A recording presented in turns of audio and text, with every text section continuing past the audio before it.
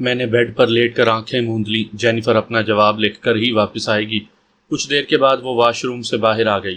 Bed پر اپنی site کی جگہ پر بیٹھتی ہوئی وہ بولی، میں نے اپنا جواب نہیں لکھا، لیکن تمہاری بہن کے بارے میں تمہیں بعد میں بتاؤں گی۔ فی الحال تمہیں اپنے پاگل پن کا مظاہرہ کرنا ہوگا۔ میں لیٹ رہی ہوں۔ میں تمہارے سینے پر جب ہاتھ رکھوں تو تم نے چیخ مار کر اٹھ بیٹھنا ہے، اور زور زور سے چیخنا کہ جیسے تم پر پاگل پن کا دورہ پڑ گیا ہو۔ کہتے ساتھ ہی وہ بھی سو گئی۔ میں نے ہنکاری بھر کے اسے اوکے کا سگنل دے دیا۔ قریباً 20 منٹ کے بعد جینیفر نے کروٹ بدل کر اپنا ہاتھ میرے سینے پر رکھ دیا۔ میں سمجھ گیا کہ اب پاگل پن کا مظاہرہ کرنے کا وقت آن پہنچا ہے۔ چنانچہ میں نے اس کا ہاتھ زور سے جھٹکا اور یکدم چیخ مار کر اٹھ بیٹھا۔ چونکہ جینیفر تیار تھی اس لیے وہ بھی ہڑبڑا کر اٹھ بیٹھی اور متوحش نظروں سے مجھے دیکھا۔ کیا ہوا؟ وہ حیرت اور پریشانی کی ملی جلی کیفیت میں بولی۔ جواباً میں زور زور سے چلانے لگا، ساتھ ہی میں نے دونوں ہاتھ اپنے سر پر رکھ لیے جیسے مجھے ذہنی اذیت دی جا رہی ہو اور میں اس سے بچنے کی کوشش کر رہا ہوں۔ میرا سر، میں چلاتا رہا۔ کیا ہوا ہے؟ جینیفر بھی بوکھلائی ہوئی تھی۔ وہ بھی قابل داد ایکٹنگ کر رہی تھی۔ میرا سر درد سے پھٹا جا رہا ہے۔ میرا سر، میں نے کراہنے کی ایکٹنگ کرتے ہوئے کہا۔ جینیفر نے مجھے اپنے بازوؤں میں بھرا اور میرا سر اپنے کاندھے سے لگا کر میرے کندھے پر تھپکی دیتی ہوئی دھیمے لب و لہجے میں بولی، سوری، مائنڈ نہ کرنا، ایسا کرنا مجبوری ہے۔ تم بہت اچھی ایکٹنگ کر رہے ہو۔ چند لمحوں کے بعد تم پرسکون ہو کر خود کو ایسے ظاہر کرنا جیسے تم بے ہوش ہو گئے ہو۔ گو اس کا مجھے بازوؤں میں بھرنا عجیب سا لگا تھا، لیکن میں نے اس کی ہدایت پر عمل کیا۔ کچھ دیر چیخنے چلانے کے بعد میں نے اپنے وجود کو آہستہ آہستہ ڈھیلا چھوڑ دیا، جیسے میں ہوش و حواس سے بے گانہ ہو گیا ہوں۔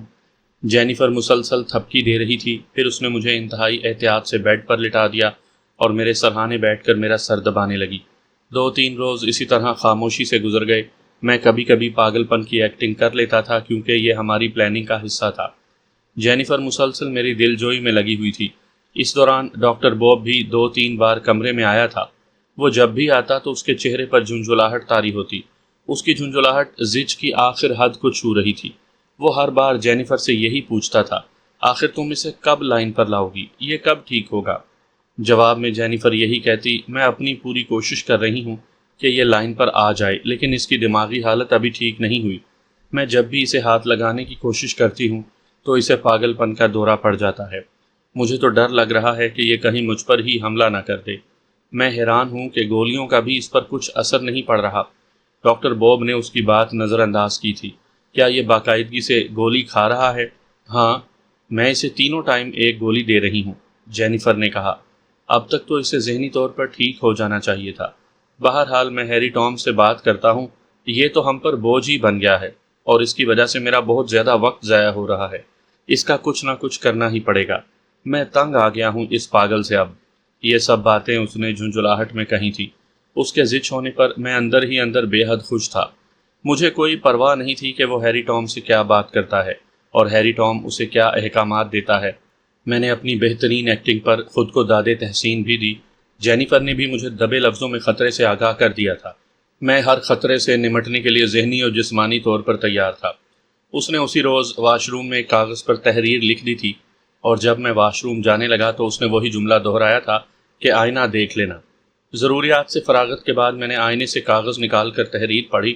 جینیفر نے لکھا تھا، تم نے اپنی بہن کے بارے میں پوچھا ہے۔ جب میں یہاں لائی جا رہی تھی تو میرے ساتھ بہت سی لڑکیاں تھیں، انہی میں تمہاری بہن بھی تھی جس کی شکل تم سے ملتی تھی۔ میں نے پہلے غور نہیں کیا، لیکن جب تم نے پوچھا تو کافی سوچنے کے بعد میرے ذہن میں تمہاری بہن کا چہرہ آیا۔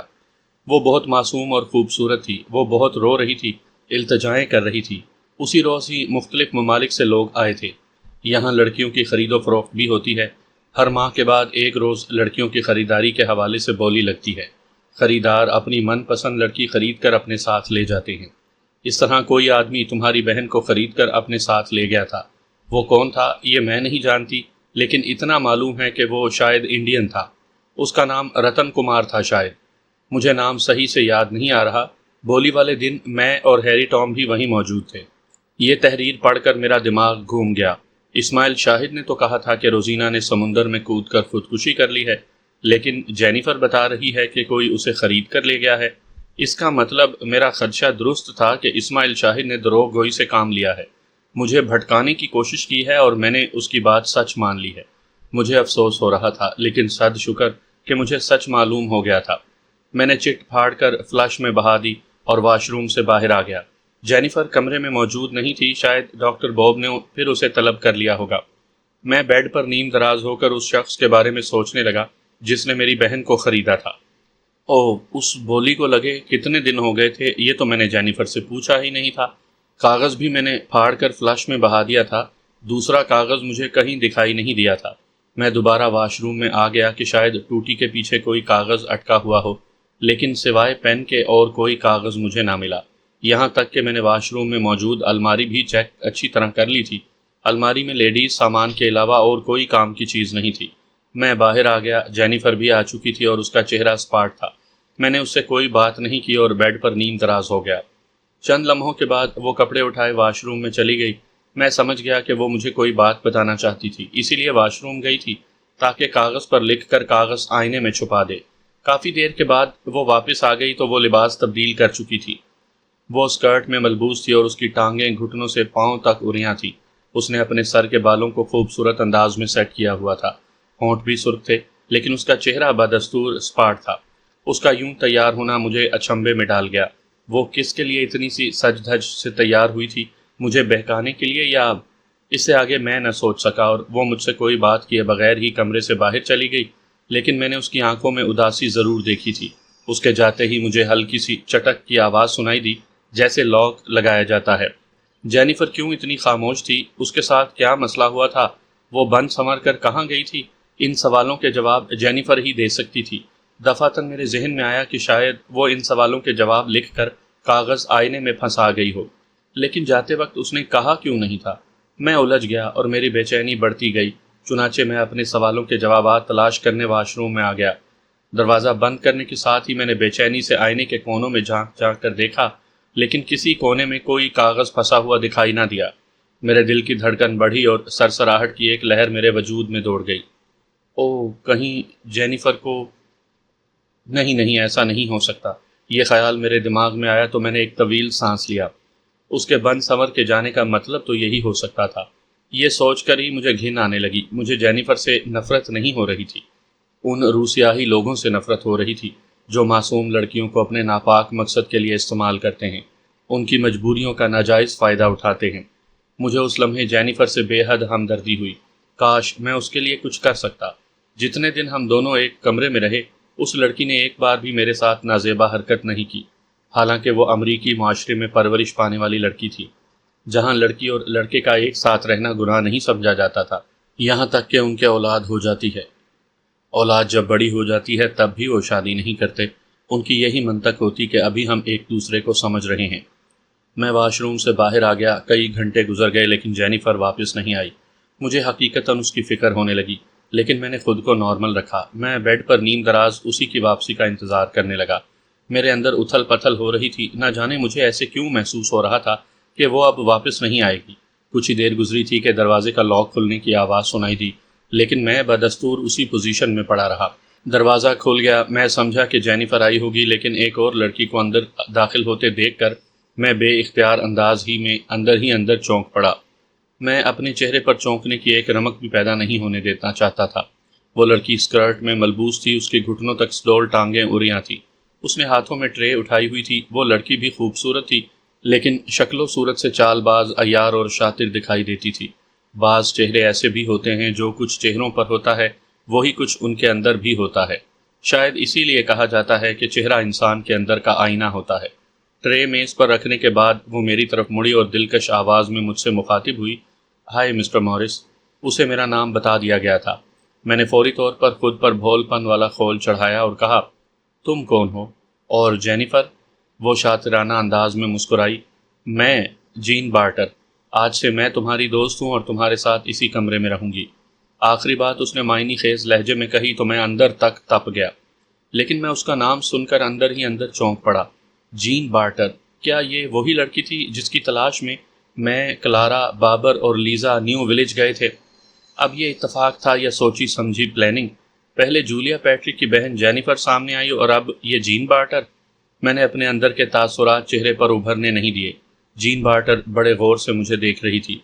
اس کے لبوں پر مسکراہٹ تھی، پر اسرار سی مسکراہٹ۔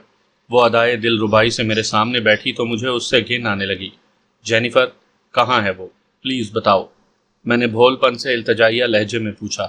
وہ، اس نے وہ کو لمبا کھینچا، وہ چلی گئی، بلکہ یوں سمجھو کہ وہ اڑ گئی۔ چلی گئی؟ اڑ گئی؟ کہاں؟ مجھے اس کی بات سمجھ میں نہیں آئی، اسی لیے میں نے اس کی کہی ہوئی بات دہرائی۔ اپنے خریدار کے ساتھ، ایک شخص کو وہ پسند آ گئی، وہ اسے خرید کر اپنے ساتھ لے گیا ہے۔ اس نے صراحت سے بتایا۔ شاید وہ تمہیں اچھی لگتی تھی، اسی لیے تم بار بار اسے بلانے کی التجا کر رہے ہو۔ خیر چھوڑو اسے، یہاں تو یہ سب چلتا رہتا ہے، لڑکیاں آتی ہیں اور بک جاتی ہیں۔ یہ بتاؤ تمہارا نام کیا ہے؟ دیکھنے میں تو تم کافی ہینڈسم ہو۔ میں نے تمہارے ساتھ نہیں رہنا، میں نے اس کی بات کا جواب دینے کے بجائے منہ بناتے ہوئے کہا۔ پلیز تم جینیفر کو بلاؤ، میں اس کے ساتھ رہوں گا، میں اس کے ساتھ جاؤں گا، پلیز بلاؤ اسے۔ میں بھی اسے زچ کرنے کا ارادہ کر چکا تھا اور بار بار جینیفر کو بلانے کی ضد کر رہا تھا۔ بالآخر وہ زچ ہو بھی گئی۔ بیزاریت سے معمور لہجے میں چھت کی طرف دیکھتی ہوئی بولی، او گاڈ ہیلپ می، میں اسے کیسے سمجھاؤں؟ اس کے بعد اس نے مجھے گھور کر دیکھا۔ مسٹر، کہا تو ہے کہ وہ چلی گئی ہے، کتنی بار کہوں؟ وہ اب نہیں آئے گی، پلیز میری بات کو سمجھو۔ آج سے میں تمہارے ساتھ رہوں گی، ہم دونوں دوستی کر لیتے ہیں، کیا تم مجھ سے دوستی کرو گے؟ کہتے ساتھ ہی اس نے اپنا دایاں ہاتھ میری طرف بڑھایا۔ مجھے اس سے دوستی کرنے میں کوئی دلچسپی نہیں تھی، اس لیے میں نے اس کا ہاتھ جھٹک دیا اور روٹھے ہوئے لہجے میں بولا، نہیں میں تم سے دوستی نہیں کروں گا، میری صرف جینیفر دوست ہے، تم جاؤ یہاں سے اور اسے بلاؤ۔ میری ضد نے واقعی اسے جھنجھلاہٹ پن میں مبتلا کر دیا۔ اس کے چہرے کے زاویے بگڑ گئے، وہ جھلا کر بولی، او گاڈ، کہیں میں اس پاگل کے ساتھ پاگل ہی نہ ہو جاؤں۔ بار بار کہہ رہی ہوں کہ وہ چلی گئی ہے، لیکن یہ تو چھوٹے بچوں کی طرح ضد کر کے بیٹھ گیا ہے۔ میں اس کے لہجے سے سہم گیا اور سہمی ہوئی نظروں سے اس کی طرف دیکھنے لگا۔ اس نے میری طرف دوستی کے لیے بڑھایا ہاتھ اب پیچھے کر لیا تھا۔ وہ اٹھی اور میز پر سے ٹرے اٹھا کر میرے سامنے رکھی اور بیڈ پر بیٹھ گئی۔ اچھا چلو، پہلے میں تمہیں کھانا کھلاتی ہوں، اس کے بعد بات کرتے ہیں۔ کہتے ساتھ ہی اس نے ایک نوالا بنا کر میرے منہ کی طرف بڑھایا تو میں نے صورت سے منہ پیچھے کر لیا۔ میں نے کھانا نہیں کھانا، تم جینیفر کو بلاؤ، وہی مجھے کھانا کھلائے گی، میں نے منہ بناتے ہوئے کہا۔ جین بارٹر کا چہرہ غصے کی شدت سے سرخ ہو گیا۔ وہ چند لمحے غصے سے مجھے دیکھتی رہی، پھر اس نے خود کو بمشکل نارمل کرتے اور لمبا سانس لیتے ہوئے کہا، پلیز کھانا کھا لو، ضد مت کرو۔ میں نہیں کھاؤں گا، میں صرف جینیفر کے ہاتھوں سے کھانا کھاؤں گا، پلیز تم جاؤ یہاں سے، جاؤ جاؤ۔ میں نے چیخ کر کہا تو شاید جین بارٹر غصے کے گھونٹ بمشکل پی سکی۔ میں نے بھی آج ٹھان لی تھی کہ اسے اتنا زج کروں گا کہ وہ خود ہی یہاں سے بھاگ جائے گی اور پھر میں یہاں سے نکلنے کی کوئی تدبیر کروں گا۔ جینیفر کے جانے کا سن کر مجھے بے حد دکھ ہو رہا تھا۔ وہ واقعی میری بہت اچھی دوست تھی، اس نے میرا بہت اچھا خیال رکھا تھا اور ہم یہاں سے فرار ہونے کی پلاننگ کرنے والے تھے، لیکن شومئی قسمت، ہمارے کچھ کرنے سے پہلے ہی کوئی اسے خرید کر اپنے ساتھ لے گیا تھا اور میں یہاں اکیلا رہ گیا تھا۔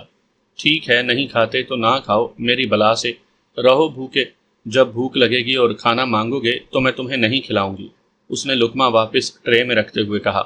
میں بھی روٹھے ہوئے انداز میں بیٹھ کے اس کونے میں لیٹ گیا جہاں جینیفر لیٹتی تھی۔ مجھے اپنی پشت پر جین بارٹر کی گھورتی ہوئی نظریں چبھتی ہوئی محسوس ہوئیں، تاہم میں اسی پوزیشن میں پڑا رہا۔ تبھی دروازہ کھلا اور اندر کوئی داخل ہوا۔ میں چونکہ لیٹا ہوا تھا اور دروازے کا رخ سر کی طرف تھا، اس لیے اندر داخل ہونے والے کو نہ دیکھ سکا، لیکن مجھے اندازہ تھا کہ آنے والا یقیناً ڈاکٹر بوب ہی ہوگا۔ میرا اندازہ درست ثابت ہوا، وہ ڈاکٹر بوب ہی تھا۔ اس نے جین بارٹر سے استفسار کیا، کیا ہوا، یہ کھانا کیوں نہیں کھا رہا؟ ضد کر رہا ہے کہ جینیفر کے ہاتھوں سے ہی کھانا کھائے گا، جین بارٹر نے تنک کر کہا۔ او ہو، بہرحال تمہیں تحمل سے کام لینا ہوگا جین، ڈاکٹر بوب نے تفہیمی لہجے میں کہا۔ اس کی دماغی حالت صحیح نہیں ہے، اس لیے یہ ضد کر رہا ہے۔ اگر ہیری ٹام کا مسئلہ نہ ہوتا تو اب تک میں اسے مار کر سمندر برد کر چکا ہوتا، لیکن مجبوری ہے۔ اسماعیل شاہد کا کہنا ہے کہ یہ یادداشت کھو جانے کی ایکٹنگ کر رہا ہے۔ ایکٹنگ؟ جین بارٹر نے اس کی بات قطع کی اور حیرت سے بولی، او نو۔ میں خاموشی سے ان کی باتیں سن رہا تھا۔ ڈاکٹر بوب کی آواز میری سماعت سے ٹکرائی۔ میں نے اس کا دماغی معائنہ کیا ہے، لیکن اس کی واقعی دماغی حالت ٹھیک نہیں، یہ اب ایکٹنگ نہیں کر رہا۔ چونکہ یہ جینیفر سے کافی مانوس ہو گیا تھا، اس لیے بار بار اس کی بات کر رہا ہے۔ میں پھر کہہ رہا ہوں، تمہیں تحمل کا مظاہرہ کرنا ہوگا، میں خود اس سے بہت زچ ہو چکا ہوں، لیکن ہیری ٹام کی بات ماننے پر مجبور ہوں۔ تم میری بات سمجھ رہی ہو نا؟ تمہاری خاطر میں ایسا کر رہی ہوں، ورنہ میں اسے ایک لمحے کے لیے بھی برداشت نہ کروں۔ جین بارٹر کے لہجے میں بیزاریت تھی۔ باہر کیف میں خود کو نارمل رکھنے کی کوشش کرتی ہوں۔ ایسا کرنا ضروری ہے جین۔ اچھا، جو گولیاں میں نے تمہیں دی ہیں ان کا باقاعدگی سے اسے استعمال کرواتی رہنا۔ ڈاکٹر بوب کی تنبیہی بھری آواز سنائی دی۔ امید ہے گولیوں کے اثر سے اس کی ذہنی حالت جلد ٹھیک ہو جائے گی۔ صرف اس کی ایک ہی ویڈیو بن جائے وہی کافی ہے۔ اس کے بعد اسے ہیری ٹام کے پاس بھجوا دیا جائے گا، پھر وہ جانے اور یہ جانے۔ یہ کھانا بھی تو کھائے نا، یا خالی پیٹ کھلا دوں؟ جین بارٹر نے استفسار کیا۔ نہیں، اسے گولی خالی پیٹ مت کھلانا ورنہ الٹا اثر پڑ جائے گا، ڈاکٹر بوب نے تنبیہ کی۔ اوکے، میں کوشش کرتی ہوں اسے کھانا کھلانے کی، جین بارٹر نے جواباً کہا، لیکن مجھے نہیں لگتا کہ میں اس کے ساتھ زیادہ دیر رہ پاؤں گی۔ بہتر یہی ہے کہ آپ اس کے لیے کسی اور لڑکی کو بھیجیں جو اسے برداشت بھی کر سکے۔ ویسے تم فیلیا کو یہاں بھیج دو، وہ اسے اچھے سے ہینڈل کر لے گی۔ فی الحال نہیں، ڈاکٹر بوب نے کہا، پہلے تم کوشش کرو، اگر اس نے تمہیں تنگ کیا تو میں فیلیا کو بھیج دوں گا۔ ان کے درمیان مزید بھی کچھ باتیں ہوتی رہیں، پھر ڈاکٹر بوب واپس چلا گیا، لیکن میں بدستور اسی پوزیشن میں پڑا رہا۔ مجھے ایک بار پھر اپنے پشت پر جین بارٹر کی نظریں کسی تیز دھار نیزے کی طرح چبھتی ہوئی محسوس ہوئیں۔ لمحہ بھر کے بعد اس نے مجھے پکارا، مسٹر مورس۔ ڈاکٹر بوب نے اسے میرا نام مورس بتایا تھا۔ جواباً میں خاموش پڑا رہا۔ تبھی جین بارٹر یہ دیکھنے کے لیے کہ میں جاگ رہا ہوں یا سو گیا ہوں مجھ پر جھکی تو میں نے جلدی سے آنکھیں موند لی۔ مورس، میں دم سادھے پڑا رہا۔ مورس، کیا تم جاگ رہے ہو؟ جین بارٹر نے دوسری بار مجھے پکارا۔ تبھی میری طرف سے کسی قسم کا رسپانس نہ ملنے پر مجھے اس کی لمبی سانس لینے کی آواز سنائی دی اور ساتھ ہی وہ مجھ سے دور ہو گئی۔ میں نے شکر ادا کیا۔ میں جلد از جلد یہاں سے نکل جانا چاہتا تھا کیونکہ جینیفر کے بقول روزینہ کو ایک انڈین آدمی خرید کر لے گیا ہے۔ میں پلاننگ بنانے لگا کہ یہاں سے نکل کر پہلے میں شوفرڈ جان کے پاس جاؤں گا، اسے ساری صورتحال بتا کر اس سے درخواست کروں گا کہ وہ مجھے انڈیا بھجوا دے، لیکن اس سے پہلے اس انڈین کے بارے میں معلوم کرنا ضروری تھا کہ وہ کون تھا اور انڈیا کے کس شہر میں رہتا تھا۔ اس کے بعد ہی میں آگے بڑھ سکتا تھا، بشرط یہ کہ میں یہاں سے زندہ بچ نکلا تو، ورنہ اس سے آگے سوچنا فضول تھا۔ لہٰذا میں نے خود کو قسمت کے حوالے کر دیا۔ جو قسمت میں لکھا تھا وہی ہونا تھا۔ اسماعیل شاہد نے دروغ گوئی سے کام لیا تھا۔ اس کے خلاف میرے دل میں پہلے سے کہیں زیادہ نفرت ہو گئی۔ سوچتے سوچتے حقیقتاً میں اور نیند دونوں ہم آغوش ہو گئے۔ سامعین کرام، آپ سن رہے ہیں ایک دلچسپ اردو کہانی جس کا نام ہے روسیا۔ یہ اس سلسلے کی قسط نمبر 65 ہے۔ مجھے امید ہے آپ کو میری یہ کاوش پسند آ رہی ہوگی۔ آپ نے اگر ابھی تک میرا چینل کہانی گھر سبسکرائب نہیں کیا تو ابھی میرے چینل کو سبسکرائب کر کے بیل نوٹیفیکیشن آن کر لیجئے تاکہ آنے والی ہر نئی کہانی کی اطلاع بر وقت آپ تک پہنچ سکے۔ نہ جانے میں کتنی دیر تک سوتا رہا۔ میں نے تو سونے کی ایکٹنگ کی تھی، لیکن نیند نے تھپکیاں دے دے کر مجھے اپنی آغوش میں لے لیا تھا۔ دوران نیند مجھے محسوس ہوا کہ جیسے کسی نے میرے سینے پر کوئی چیز رکھ دی ہو۔ اسی باعث ہی میں نیند سے بیدار ہوا تھا۔ میں نے کسمساتے ہوئے آنکھیں کھول دی۔ میں چند لمحے اسپاٹ چھت کو گھورتا رہا، لیکن اگلے ہی لمحے میں ٹھٹک گیا۔ میں نے گردن موڑ کر اپنے بائیں طرف دیکھا تو غصے کی ایک شدید لہر میرے وجود میں سرایت کر گئی۔ جین بارٹر میرے کافی قریب میری طرف کروٹ لیے بیڈ پر لیٹی سو رہی تھی اور اس کا بایاں ہاتھ میرے سینے پر دھرا تھا۔ ہم دونوں پر ایک ہی لحاف تھا۔ مجھے اس کا سینے پر ہاتھ رکھنا پسند نہیں آیا۔ میں نے پہلے اپنے اوپر سے لحاف ہٹایا، پھر میں نے آہستہ سے جین بارٹر کی کلائی پکڑ کر اس کا بازو بیڈ پر رکھ دیا۔ آخر میں اٹھ کر بیٹھ گیا۔ جی تو چاہا تھا کہ اس کا بازو ایک جھٹکے سے توڑ دوں، لیکن میں نے ایسا نہیں کیا۔ ویسے اگر میں ایسا کروں تو یہی سمجھا جائے گا کہ میں پاگل ہوں، اور پاگل سے کچھ بھی بعید نہیں ہوتا۔ بیڈ سے اتر کر میں پہلے واش روم میں گیا۔ ضروریات سے فراغت کے بعد میں بیڈ کی طرف جانے کے بجائے دروازے کی طرف بڑھا۔ اب اسے اتفاق کہا جائے یا میری خوش بختی، دروازے کا لاک کھلا ہوا تھا۔ لاک اتفاق سے کھلا ہوا تھا یا جان بوجھ کر کھولا گیا تھا، میں نے اس بات کو اہمیت نہ دی۔ ممکن ہے یہ ڈاکٹر بوب کی چال ہو، وہ میری ذہنی کیفیت چیک کرنا چاہتا ہو اور اسی لیے اس نے دروازے کا لاک کھلوا دیا ہو کہ کیا میں کمرے سے باہر نکلنے کی کوشش کرتا ہوں۔ میں نے حتی الامکان کوشش کی کہ میں خود کو ایب نارمل ہی رکھوں تاکہ اسی کی بدولت میں ڈاکٹر بوب کے قہر سے محفوظ رہ سکوں۔ دروازہ کھول کر میں باہر جھانکنے کے بجائے راہداری میں آ کر ایک طرف بڑھ گیا۔ چونکہ میرے پیروں میں جوتے نہیں تھے، اس لیے ماربل کے فرش پر چلنے کی وجہ سے آوازیں بھی پیدا نہیں ہو رہی تھیں۔ میں جانتا تھا کہ پوری عمارت میں جگہ جگہ کیمرے لگے ہوئے ہیں اور یقیناً مجھے دیکھا جا رہا ہوگا، لیکن میں نے پرواہ نہ کی۔ میں کسی بھی طرح برائی کی اس دلدل سے نکل جانا چاہتا تھا۔ راہداریاں تو کئی تھیں اور راستے بھی کئی تھے، لیکن میری سمجھ میں نہیں آ رہا تھا کہ میں کدھر جاؤں۔ راہداریاں سنسان اور ویران پڑی تھیں لیکن روشن تھیں۔ ایک راہداری منتخب کر کے میں آگے بڑھا ہی تھا کہ دفعتاً ایک کمرے کا دروازہ کھلا اور خباثت زدہ چہرے والا آدمی باہر آ گیا۔ میں ٹھٹک کر رک گیا۔ اس نے سیاہ رنگ کا لباس پہنا ہوا تھا اور اس کے ہاتھ میں ایک ڈنڈا تھا جسے اس نے میرے سینے پر رکھ دیا۔ لباس سے یہی لگتا تھا کہ وہ گارڈ ہے۔ اوئے کدھر؟ اس نے طنزیہ لہجے میں استفسار کیا۔ میں نے کوئی جواب دیا تو اس نے دوبارہ پوچھا، کیا بھاگنا چاہ رہے ہو؟ وہ اب میرے بالکل قریب آ کر کھڑا ہو گیا تھا اور ڈنڈے کو بار بار اپنی ہتھیلی پر مار رہا تھا جیسے تھانے دار کرتے ہیں۔ چلو واپس جاؤ۔ میں اپنی جگہ سے 1 انچ بھی نہ ہلا تو وہ سیخ پا ہو گیا۔ دانت پیستے ہوئے بولا، واپس جاؤ، کہتے ساتھ ہی اس نے میرا بازو پکڑ کر پیچھے دھکیلا۔ میں چند قدم لڑکھڑایا، اگلے ہی لمحے میں نے اس کے ناک پر مکہ جڑ دیا۔ شاید اسے میرے اس رد عمل کی توقع نہ ہوگی۔ جب ہی مکہ کھاتے ہی وہ نہ صرف بل بلا اٹھا بلکہ اس کے حلق سے تیز کراہ بھی نکل گئی۔ لمحہ بھر کے لیے اس نے اپنا ہاتھ ناک پر رکھا، پھر اس نے باسٹرڈ کہتے ہوئے مجھ پر حملہ کر دیا۔ اس نے ڈنڈا میرے سر پر مارنے کی کوشش کی لیکن میں بر کی صورت سے ایک سائیڈ پر ہو گیا اور ڈنڈا ہوا میں لہرا کر رہ گیا۔ اس نے گھوم کر دوبارہ وار کرنا چاہا تو میں نے اس کی کلائی تھام لی۔ میں نے دیکھا اس کے ناک سے خون نکل رہا تھا۔ وہ قدرے تنومند، جسیم اور طاقتور تھا۔ اس نے ایک جھٹکے سے نہ صرف اپنی کلائی میری گرفت سے چھڑوا لی بلکہ میرے پیٹ میں اپنا گھٹنا جڑ دیا۔ میرے منہ سے کراہ نکلی اور مجھے یوں محسوس ہوا جیسے میری سانس رک گئی ہو۔ لمحہ بھر کے بعد پیٹ میں شدید اینٹھن محسوس ہوئی۔ یہ اس ضرب کا نتیجہ تھا جو اس نے میرے پیٹ پر لگائی تھی۔ اگلے ہی لمحے میں لڑکھڑا کر فرش بوس ہو گیا۔ وہ تنتناتا ہوا میری طرف لپکا۔ اس نے جھک کر مجھے گریبان سے پکڑنا چاہا تو میں نے ایک بار پھر اس کے ناک پر گھونسا جڑ دیا۔ وہ بل بلاتا ہوا پیچھے ہٹ گیا۔ میں نے پیٹ میں ہوتی اینٹھن کے باوجود اپنے جسم کو سمیٹا اور پیٹ پر ہاتھ رکھ کر اٹھ کھڑا ہوا۔ تبھی ڈنڈا بردار نے دوبارہ مجھ پر حملہ کر دیا لیکن میں اس کی طرف سے ہوشیار تھا، اس لیے میں تیزی سے پیچھے ہٹ گیا اور ڈنڈا فضا میں لہراتا ہوا دیوار پر جا لگا۔ زوردار آواز پیدا ہوئی جو راہداری میں گونج اٹھی۔ اس سے پہلے کہ وہ سنبھلتا میں نے اچھل کر اس کے سینے پر کک ماری اور وہ پشت کے بل گر گیا۔ گرنے کے باعث ڈنڈا اس کے ہاتھ سے چھوٹ کر دور جا گرا۔ میں تیزی سے اس کی طرف بڑھا تاکہ اس کے اٹھنے سے پہلے ہی اسے بیکار کر دوں، لیکن وہ آدمی بہرحال میری توقع سے کہیں زیادہ تیز، پھرتیلا اور لڑائی کے فن میں ماہر تھا۔ ابھی میں اس کے قریب پہنچا ہی تھا کہ وہ انتہائی تیزی سے اٹھ کر کھڑا ہو گیا۔ اگلے ہی لمحے اس کی گھومتی ہوئی لات اس قدر بھرپور انداز میں میری پسلیوں پر پڑی کہ میں ضرب کھا کر اڑتا ہوا دیوار سے ایک دھماکے سے جا ٹکرایا۔ میں دیوار سے ٹکرا کر نیچے گرا ہی تھا کہ وہ آدمی انتہائی حیرت انگیز انداز میں کلا بازی کھا کر میرے قریب فرش پر اس انداز میں گرا کہ اس کی دونوں ٹانگیں پوری قوت سے میری ناف پر لگیں اور میرے منہ سے بے اختیار اوہ کی آواز نکل گئی۔ اس آدمی نے پہلی ضرب لگاتے ہی دونوں ٹانگیں ایک بار پھر اٹھائیں تاکہ دوبارہ ضرب لگا سکے، لیکن میں تیزی سے کروٹ بدل گیا۔ کروٹ بدلنا ہی مجھے دوسری ضرب سے بچا گیا۔ میں نے فرش پر لیٹے لیٹے ہی لٹو کی مانند گھوم کر اس کی ٹانگوں پر ضرب لگا دی۔ وہ ضرب کھا کر پشت کے بل گر گیا۔ گرتے ساتھ ہی اس نے میرے پہلو پر ٹانگ رسید کر دی۔ گو ضرب ہلکی تھی لیکن میرے منہ سے ایک بار پھر او کی آواز نکلی۔ صد شکر کہ ڈنڈا میرے قریب ہی پڑا تھا، جسے میں نے جلدی سے ہاتھ بڑھا کر اٹھا لیا۔ پھر میں نے جلدی سے اٹھ کر اٹھتے ہوئے اس آدمی کے سر پر ڈنڈا رسید کر دیا۔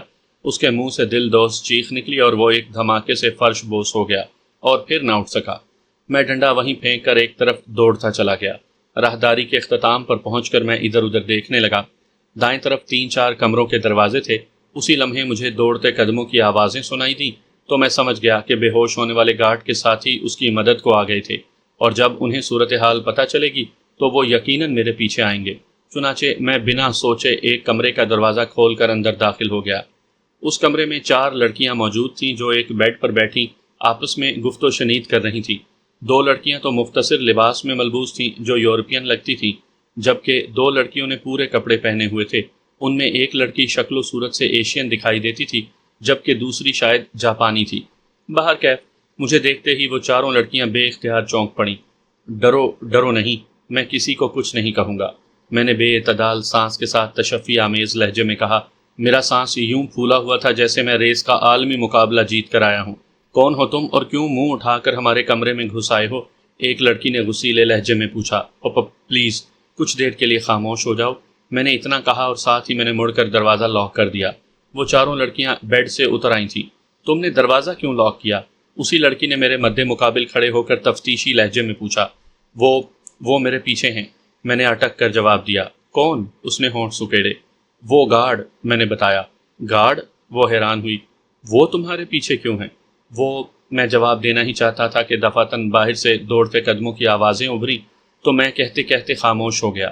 اس دوران میں کمرے کا جائزہ لے چکا تھا، وہاں کوئی کیمرہ نہیں تھا۔ چاروں کونوں میں ایک ایک بیڈ پڑا تھا اور ہر بیڈ کے ساتھ چھوٹی سی ایک میز پڑی تھی۔ ایک دیوار کے ساتھ ایک بڑا سا صوفہ پڑا تھا، البتہ وسط میں قابل ذکر کوئی چیز نہیں پڑی تھی۔ اوہو، تم وہی تو نہیں ہو جس کے بارے میں ڈاکٹر بوب نے بتایا ہے کہ وہ پاگل ہو گیا ہے؟ لڑکی نے جانچتی نظروں سے مجھے دیکھتے ہوئے پوچھا۔ ہاں، میں وہی ہوں، میں نے اعتراف کیا۔ میں نے یہ کہہ کر صحیح کیا تھا یا غلط نہیں جانتا تھا۔ اوہو، وہ چاروں ہی حیران رہ گئیں۔ یعنی تم فرار ہونے کی کوشش کر رہے ہو؟ میں کشمکش میں مبتلا ہو گیا کہ اسے کیا جواب دوں۔ عین اسی لمحے دروازہ زور سے دھڑ دھڑایا جانے لگا، ساتھ ہی ایک مردانہ آواز ابھری، زیٹا دروازہ کھولو۔ لڑکی کی پیشانی پر سوچ کی لکیریں ابھر آئیں۔ اگلے ہی لمحے اس نے آگے بڑھ کر مجھے بازو سے پکڑا اور واش روم کے دروازے کی طرف دھکیلتی ہوئی بولی، تم واش روم میں چھپو، میں دیکھتی ہوں۔ پھر اس نے اپنی ایشیائی لڑکی سے کہا، شلپا تم بھی واش روم میں چلی جاؤ اور کنڈی لگا لو۔ میں نے اس کی ہدایت پر عمل کیا۔ شلپا نامی لڑکی نے بھی واش روم میں آتے ہی کنڈی لگا دی۔ میں نے نوٹ کیا شلپا بڑے غور سے میرا جائزہ لے رہی تھی۔ وہ سانولی رنگت کی قبول صورت مگر پرکشش لڑکی تھی۔ اس کے سر کے بال گھنگریالے تھے جو اس پر بے حد جچ رہے تھے۔ آنکھیں بڑی بڑی اور کاجل سے بھری ہوئی تھی۔ گو ایک نظر دیکھنے کے بعد میں نے اسے دوبارہ نہیں دیکھا، لیکن مجھے اس کی نظریں خود پر گڑی ہوئی محسوس ہو رہی تھیں۔ تبھی دروازہ کھلنے کی آواز سنائی دی تو میں نے کان کمرے کی طرف لگا دیے۔ زیٹا، تم نے دروازہ دیر سے کیوں کھولا؟ ایک مردانہ مگر کرخت آواز سنائی دی۔ تمیز سے بات کرو، ہمیں واش روم میں بھیجنے والی لڑکی کا نام زیتا تھا۔ اس نے ترش روئی سے جواب دیا۔ ہم سو رہی تھی اور ہمیں پتہ نہیں تھا کہ تم تشریف لا رہے ہو۔ لڑکی کے بولنے کے انداز میں مجھے اندازہ ہوا کہ وہ کافی نڈر اور اکھڑ مزاج کی ہے۔ ہر وقت سوتی ہی رہتی ہو، مرد نے استہزائیہ لہجے میں کہا۔ تمہیں اس سے مطلب؟ لڑکی کے لہجے میں کسی قسم کے خوف کی رمق تک نہ تھی۔ اس نے بدستور ترش روئی سے کہا، اب یہاں آنے کی وجہ بھی بتا دو۔ کبھی تو پیار سے بات کر لیا کرو زیٹا ڈیئر۔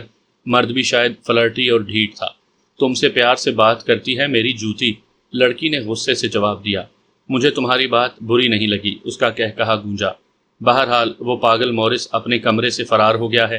اس نے رینڈل کو بھی زخمی کر دیا ہے۔ اسے تمہارے کمرے والی راہداری کی طرف جاتے دیکھا گیا ہے۔ میں نے سوچا کہ شاید وہ تمہارے کمرے میں آ گیا ہو اور تم اسے دیکھ کر خوفزدہ ہو گئی ہو۔ آخری بات اس نے معنی خیز لہجے میں کہی۔ کیا وہ تمہیں یہاں دکھ رہا ہے؟ زیٹا نے چبھتے ہوئے لہجے میں پوچھا۔ نہیں، پھر دفع ہو جاؤ یہاں سے، اپنی شکل گم کرو، زیٹا نے تلخی سے کہا۔ جاتا ہوں زیٹا ڈیئر، لیکن میں پہلے واش روم چیک کرنا چاہوں گا، کیا اجازت ہے؟ گارڈ نے نئی فرمائش کی تو یک بارگی میرا دل دھڑک اٹھا، البتہ شلپا پرسکون کھڑی رہی۔ سوری، تم واش روم چیک نہیں کر سکتے، زیٹا نے انکار کرتے ہوئے کہا۔ واش روم میں شلپا ہے۔ گارڈ کی ہنکاری بھرنے کی آواز سنائی دی۔ ٹھیک ہے، ویسے بھی مجھے تم پر اعتبار ہے، تم جھوٹ نہیں بولتی۔ میں سمجھ گیا ہوں کہ وہ یہاں نہیں آیا، چلتا ہوں۔ ہاں، جلدی سے دفع ہو جاؤ، زیٹا نے ترش روئی سے کہا۔ میں زیادہ دیر تمہیں برداشت نہیں کر سکتی، گھن آتی ہے تمہارے وجود سے۔ جواب میں گارڈ نے زور سے کہا لگایا۔ میں باس سے بات کر کے تمہیں ہمیشہ کے لیے مانگ لوں گا، پھر دیکھوں گا تم کیسے نخرے کرتی ہو، کیسے مجھ سے گھن کھاتی ہو۔ وہ دن کبھی نہیں آئے گا، زیٹا تیقن سے بولی۔ آئے گا اور ضرور آئے گا ڈیئر، لہٰذا تم اپنا باغیانہ رویہ ترک کر دو، تمہارے لیے بہتر ہوگا۔ ہاں۔ اس کے ساتھ ہی وہ دروازہ کھلنے اور پھر زور سے بند ہونے کی آواز سنائی دی تو میں نے سکون کی سانس لی۔ زیٹا کی ساری پلاننگ میری سمجھ میں آ گئی تھی۔ وہ نڈر اور اکھڑ مزاج ہونے کے ساتھ ساتھ ذہین بھی تھی۔ جس طرح اس نے میرے ساتھ شلپا کو واش روم میں بھیج دیا تھا، میں اس کی ذہانت کا قائل ہو گیا تھا، لیکن اس کی باتوں سے بھی میں یہ اندازہ لگانے پر مجبور ہو گیا کہ وہ باغی لڑکی ہے۔ یقیناً وہ بھی حالات کی ماری ہوئی ہے، یقیناً اسے بھی پورنوگرافک کے لیے اغوا کر کے یہاں لایا گیا ہوگا۔ گارڈ شاید اسے پسند کرتا تھا اور زیٹا اسے گھاس نہیں ڈالتی تھی۔ لمحہ بھر کے بعد واش روم کے دروازے پر ہلکی سی دستک ہوئی، ساتھ ہی زیٹا کی سرگوشی نما آواز ابھری، آ جاؤ باہر۔ میں جلدی سے دروازہ کھول کر باہر آ گیا۔ شلپا بھی میرے پیچھے ہی باہر آ گئی۔ وہ زیٹا کے ساتھ جا کر کھڑی ہو گئی۔ الو کا پٹھا یہاں سے جانے کا نام ہی نہیں لے رہا تھا، زیٹا گارڈ کو گالی دیتے ہوئے بولی۔ پھر وہ میری طرف متوجہ ہوئی۔ بے فکر رہو، اب وہ خبیث دوبارہ یہاں نہیں آئے گا۔ اگر آ گیا تو؟ یہ سوال اس کی ساتھی لڑکی نے کیا تھا، جو بے حد اہم سوال تھا، تب کی تب دیکھی جائے گی۔ تم نے اسے کیوں بچایا؟ یہ سوال دوسری لڑکی نے کیا تھا۔ یہ بھی بہت اہم سوال تھا، شاید یہ ہمیں یہاں سے نکالنے میں ہماری مدد کر سکے۔ زیٹا گہری نظروں سے مجھے دیکھتے ہوئے بولی۔ لیکن یہ تو پاگل ہے، پہلی لڑکی نے حیرت کا مظاہرہ کیا۔ مجھے نہیں لگتا کہ یہ پاگل ہے۔ زیٹا نے زیر لب مسکراتے ہوئے کہا، کیا میں صحیح کہہ رہی ہوں نا؟ یہ بات اس نے مجھ سے پوچھی تھی۔ تصدیق کی خاطر میں نے اس بات میں سر ہلا دیا۔ ہم دونوں صوفے پر بیٹھ گئے جبکہ شلپا اور دونوں لڑکیاں قریبی بیڈ پر بیٹھ گئیں۔